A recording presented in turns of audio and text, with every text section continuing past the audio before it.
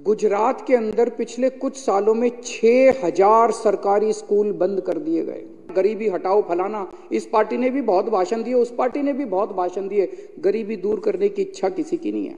आयुष्मान भारत सबसे बड़ा स्कैम है, स्कैंडल है। सीएजी ने आयुष्मान भारत का सितंबर 2018 से 2021 तक का उन्होंने जांच करी। उसमें उन्होंने पाया 2 लाख से ज्यादा ऐसे लोग थे जिनका date of discharge date of surgery के पहले था। मतलब वो अस्पताल से डिस्चार्ज हो गया, सर्जरी बाद में हो गया। जाके रो एलजी निवास में, राजनिवास के अंदर जाके रो कि वो क्या कर रहे हैं। दिल्ली के लोगों को दुखी कर रखा है उन्होंने। 11.5 लाख करोड़ रुपए के अंदर आपके बच्चों को, 140 करोड़ लोगों के बच्चों को अच्छी शिक्षा मिल जाएगी। उनके हर परिवार के सदस्य को अच्छा इलाज मिल जाएगा, 24 घंटे बिजली मिल जाएगी, हर व्यक्ति को फ्री बिजली मिल जाएगी। और 11 लाख करोड़ रुपए इन्होंने अपने दोस्तों को उठा के उनका ऋण माफ कर। क्या ज्यादा जरूरी था? पूरे देश में आज क्या मॉडल चल रहा है? गुजरात के अंदर पिछले कुछ सालों में 6000 सरकारी स्कूल बंद कर दिए गए। आसाम के अंदर कोविड के बाद 4500 सरकारी स्कूल बंद कर दिए गए। ऐसा नहीं कि वहां पे पॉपुलेशन कम हो गई है, पॉपुलेशन तो बढ़ रही है, गरीब भी बढ़ रहे हैं, गरीब भी बढ़ रहे हैं, पॉपुलेशन भी बढ़ रही है। और स्कूल खोलने की जरूरत थी, और स्कूल खोलने की बजाय अगर 6000 स्कूल इधर, बाकी का मेरे पास डेटा नहीं है, हर राज्य के अंदर यही चल रहा है, सरकारी स्कूल बंद किए जा रहे हैं। क्यों? इसका क्या मतलब है? इसका मतलब यह है सरकारी स्कूल बंद कर करके, सरकारी स्कूल बंद कर करके आपके बच्चों को फोर्स किया जा रहा है कि प्राइवेट में भेजो। एक तरह से शिक्षा के प्राइवेटाइजेशन की ओर पूरा देश चल रहा है, दिल्ली छोड़ के। जबरदस्ती की जा रही है, गरीब आदमी को जबरदस्ती की जा रही है कि अपने बच्चे को प्राइवेट में भेज। अब सरकारी स्कूल नहीं होंगे, ना टीचर है वहां पे, ना पढ़ाई है वहां पे। 350 स्कूल बताते हैं वहां पे ऐसे हैं जिसमें 1 क्लासरूम है। गुजरात के अंदर 1 क्लासरूम में पहली, दूसरी, तीसरी, चौथी, 5वीं सारे बच्चे एक ही क्लासरूम। दिल्ली में ऐसा नहीं है। दिल्ली में अच्छे क्लासरूम है, अच्छे डेस्क है, स्मार्ट क्लासरूम है, बहुत अच्छा स्कूल, बहुत अच्छे स्कूल है। तो आज ऐसी हालत है, एक तरह से पूरा देश के अंदर मॉडल अब यह है कि प्राइवेटाइजेशन के दौर की तरफ धकेला जा रहा है, बच्चों को फोर्स किया जा रहा है, गरीबों को फोर्स किया जा रहा है कि अपने बच्चों को सरकारी स्कूल अब बंद करेंगे, बच्चों को प्राइवेट स्कूल में भेजो। ऐसे में दिल्ली एक उदाहरण है, दिल्ली एक मॉडल दिखाती है। अध्यक्ष महोदय, मैंने कैलकुलेशन करी है, हमने दिल्ली में जितने शानदार स्कूल बनाए, देश में 10 लाख सरकारी स्कूल हैं जिनमें 17 करोड़ बच्चे पढ़ते हैं। 5 लाख करोड़ रुपए के अंदर देश के सारे सरकारी स्कूल शानदार बनाए जा सकते हैं। मात्र 5 लाख करोड़ के अंदर। 5 लाख करोड़ रुपए केंद्र सरकार के लिए कुछ नहीं होते। 2 साल, 3 साल, 4 साल, 5 साल, मान लो 1-1 लाख करोड़ रुपए भी हर साल खर्च करोगे तो 5 साल के अंदर 1-1 लाख करोड़, और आधा अगर आप कह दो भाई राज्य सरकार देगी, आधा हम देंगे, तो 2.5 लाख करोड़ रुपए लगेंगे केंद्र सरकार के। 5 लाख, मात्र 5 लाख करोड़ रुपए के अंदर में हम इस देश के हर बच्चे को, 17 करोड़ बच्चों को हम अच्छी शिक्षा दे सकते हैं, उनको अच्छा भविष्य दे सकते हैं। और 5 साल में अगर हमने अपने बच्चों को अच्छी शिक्षा दे दी, इस देश से गरीबी दूर हो जाएगी। गरीबी को दूर करने का, इस देश से गरीबी खत्म करने का मैं एक रामबाण तरीका दे रहा हूं। भाषण देने तो बहुत आसान है, गरीबी हटाओ फलाना, इस पार्टी ने भी बहुत भाषण दिए, उस पार्टी ने भी बहुत भाषण दिए, गरीबी दूर करने की इच्छा किसी की नहीं है। दूसरी चीज पे आते हैं, हेल्थ पे। आज दिल्ली के हर व्यक्ति को हम लोगों ने मुफ्त इलाज कर दिया कि आपका इलाज मुफ्त होगा, चाहे अमीर हो चाहे गरीब हो।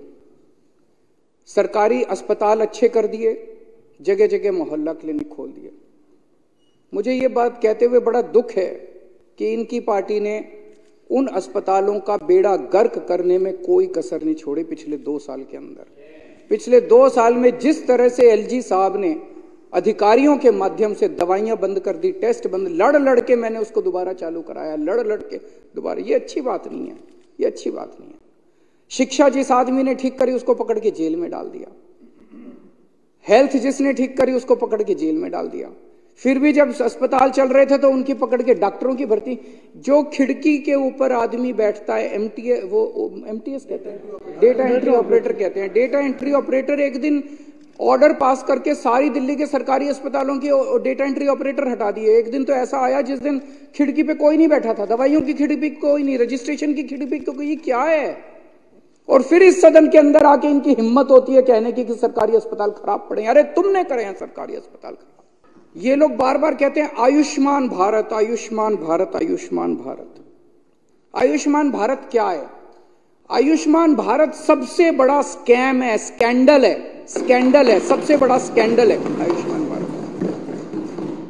आयुष्मान भारत क्या कहता है? आयुष्मान भारत में ये कहते हैं भाई तेरे को एक कार्ड देंगे, इंश्योरेंस कार्ड। वो कार्ड लेके आप किसी भी अस्पताल में चले जाओ, आपके परिवार का एक परिवार का साल में 5 लाख रुपए का इलाज मुफ्त होगा। इलाज भी कब? जब उसका हॉस्पिटलाइजेशन होगा। उसको खांसी है, बुखार है, रोजमर्रा की दवाइयां वो नहीं मिलेंगी, दवाइयां नहीं मिलेंगी, टेस्ट नहीं होंगे डेली का। अगर बाई चांस कोई बड़ी बीमारी हुई और तेरे को अस्पताल के अंदर एडमिट होना पड़ा तो तेरे परिवार का साल का 5 लाख रुपए का खर्चा मुफ्त है। इंश्योरेंस, अब वो इंश्योरेंस लेके क्या करे?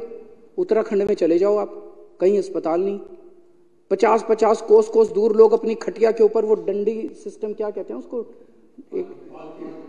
वो लेके जाते हैं। वो वहां पे एक लोकल टर्म है, वो अस्पताल तो बनाएंगे नहीं, कार्ड दे दिया, कार्ड लेके लोग क्या करें? कार्ड लेके कहां जाएं इलाज कराने के लिए? अस्पताल तो बनाओ पहले। अस्पताल नहीं बनाओगे, कुछ नहीं बनाओगे तो बेसिकली ये पूरा का पूरा सिस्टम भी प्राइवेटाइजेशन के दौर की तरफ है। सरकारी अस्पताल बंद करते जा रहे हैं, एक कार्ड पकड़ा दिया कि प्राइवेट में जाके अस्पताल में इलाज करा लो। आयुष्मान भारत दूसरा, उसमें यह लिखा हुआ है कि केवल ऐसे लोगों को मिलेगा जिनकी पारिवारिक आय साल की 2.5 लाख रुपए से कम है। 2.5 लाख रुपए मतलब 20,000 रुपए, 20,000 के लगभग तो दिल्ली में मिनिमम वेज है। 20,000, जिसके 30,000 रुपए हो गए वो इलाज करा सकता है। आज इतना महंगा इलाज हो रहा है, वो इलाज करा सकता है। 30,000 रुपए, 40,000 रुपए, क्या 50,000 रुपए वाला भी अगर एक हार्ट अटैक हो जाए इलाज नहीं करा सकता अपना। कह रहे हैं आयुष्मान भारत, उस पे 5 लाख की लिमिट। दिल्ली के अंदर का जो मॉडल है, मैं पहले आयुष्मान भारत बताया, उसमें यह भी लिखा है सरकारी अस्पतालों को पैसे लेने पर। दिल्ली में हमने सारे सरकारी अस्पतालों में सारा कुछ फ्री कर रखा है, सब कुछ मुफ्त है। इसमें आयुष्मान भारत में कंपलसरी है, हमारे पीछे पड़े हैं इसको लागू करो कि सरकारी अस्पतालों के अंदर भी हर सेवा के पैसे लेने पड़ेंगे आपको। हर चीज के पैसे लेगा सरकारी अस्पताल, फिर उस आदमी के ऊपर है वो सरकारी में जाए कि प्राइवेट में जाए। जहां जाएगा उसको 5 लाख रुपए तक का, सरकारी में भी 5 लाख तक का फ्री मिलेगा, प्राइवेट में भी। अरे हमने तो सारा ही फ्री कर दिया सरकारी के अंदर, हम 5 लाख की लिमिट क्यों लगाएं? हम 5 लाख की लिमिट क्यों लगाएं? आप कहते हो कि सरकारी अस्पताल में पहली बात तो हम पैसे लेंगे, ब्लड टेस्ट लेंगे तो पैसे लेंगे, दवाई लेंगे तो पैसे लेंगे, डॉक्टर जो बैठा है उसकी जो कंसल्टेंसी चार्ज लेंगे, और वो 5 लाख रुपए तक। हमने तो सब कुछ फ्री कर दिया, सारों का फ्री कर दिया। ये कहते हैं 2.5 लाख रुपए की इनकम वालों को देंगे, हमने तो सारे अमीर गरीब सबका फ्री कर दिया। तो तुम्हारी आयुष्मान भारत अच्छी है, हमारी केजरीवाल मॉडल अच्छा है।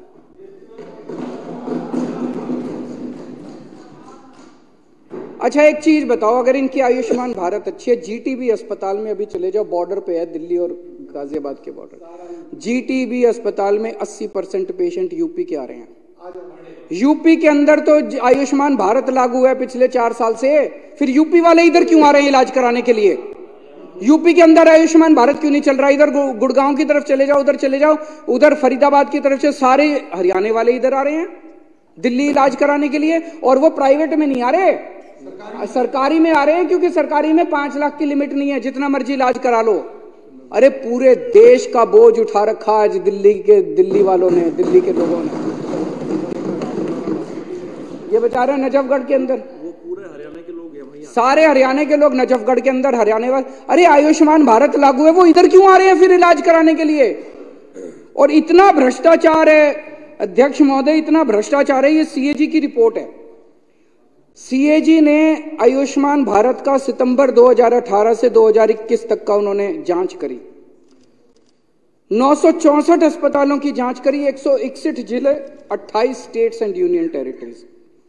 उसमें उन्होंने पाया 2 लाख से ज्यादा ऐसे लोग थे जिनका date of discharge date of surgery के पहले था, मतलब वो अस्पताल से डिस्चार्ज हो गया, सर्जरी बाद में हो गई।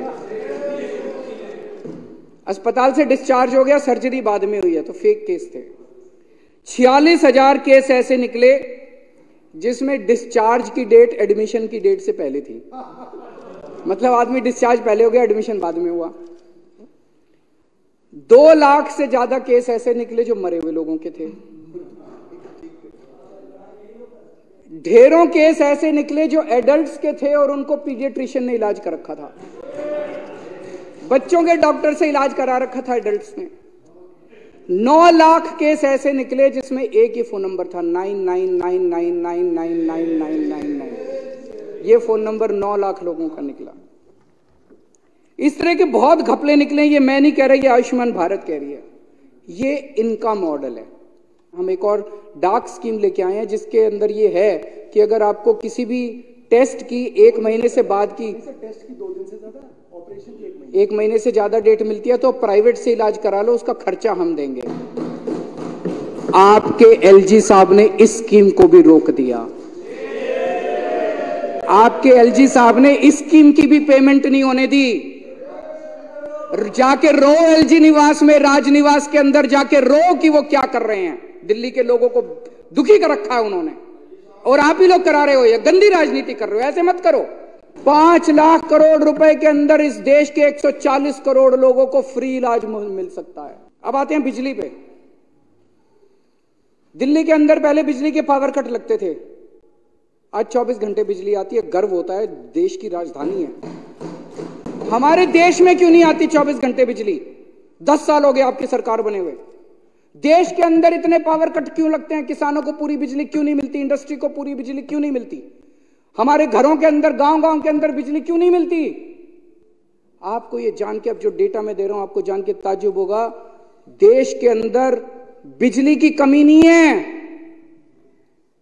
देश में 4 लाख मेगावाट बिजली की इंस्टॉल्ड कैपेसिटी। हम 4 लाख मेगावाट बिजली बना सकते हैं। और हमारे देश की डिमांड कितनी है? पीक डिमांड, जो गर्मियों के अंदर पीक डिमांड आती है ना, जब एकदम उबल रही होती है, धरती उबल रही होती है, पीक डिमांड जून जुलाई की जो हमारे देश की डिमांड है वो है 2 लाख मेगावाट। हमारी जरूरत 2 लाख, अवेलेबल 4 लाख, फिर भी बिजली के पावर कट लगते हैं। इतनी निकम्मी सरकार तो आज तक कभी नहीं। हमसे सीख लो, हम मना थोड़ी कर रहे हैं, हम सिखाने को तैयार हैं। हम यहां राजनीति करने नहीं आए, हम यहाँ राजनीति करने नहीं आए। हम यहाँ पे आपको सिखा देंगे, आप लो सारे वोट। मैं तो उस दिन भी कह रहा था सारे वोट तुम्हारे जिम्मे। देश की सेवा करने की जिम्मेदारी हमको दे दो, हम सेवा करके दिखा देंगे।